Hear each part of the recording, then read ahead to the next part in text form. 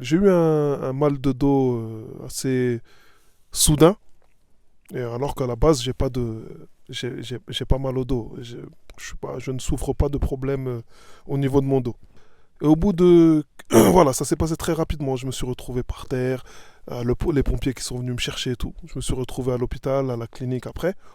Et en 2 semaines, ils avaient dit, c'est obligé, il faut que vous fassiez opérer parce que c'est assez grave.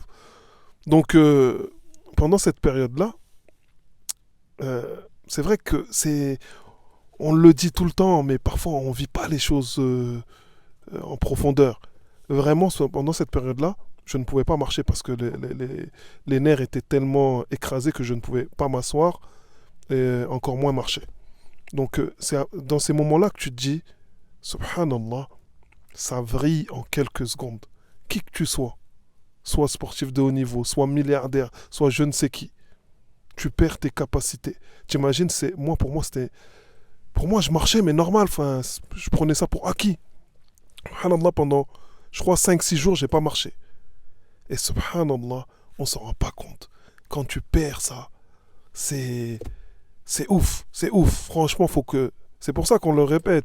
Faut qu'on soit reconnaissant, faut qu'on reconnaisse la grandeur d'Allah par justement cette reconnaissance.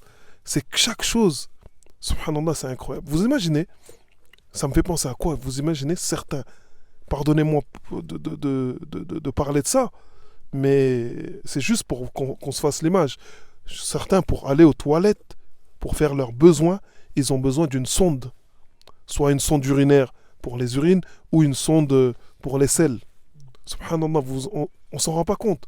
Ça veut dire que même dans tout ça, c'est ni'ma, le corps, comment il fonctionne. Et quand on perd ça, ou j'ai même l'histoire d'un ami aussi même avec la période du Covid justement, il y en a beaucoup qui ont perdu l'odorat. L'odorat pour nous, on pense que c'est normal, tranquille. Mais quand on perd l'odorat, subhanallah, t'imagines, tu n'as plus goût à rien, tu n'as plus goût aux aliments. Et ça peut aller même jusqu'à t'as plus goût à la vie parce que voilà, t'as pas ce sens olfactif qui est là. Et c'est pour ça qu'il faut toujours s'arrêter sur ce qu'Allah nous a donné, notre vue, notre odorat, notre ouïe, notre santé, justement pour pouvoir optimiser son temps et être reconnaissant.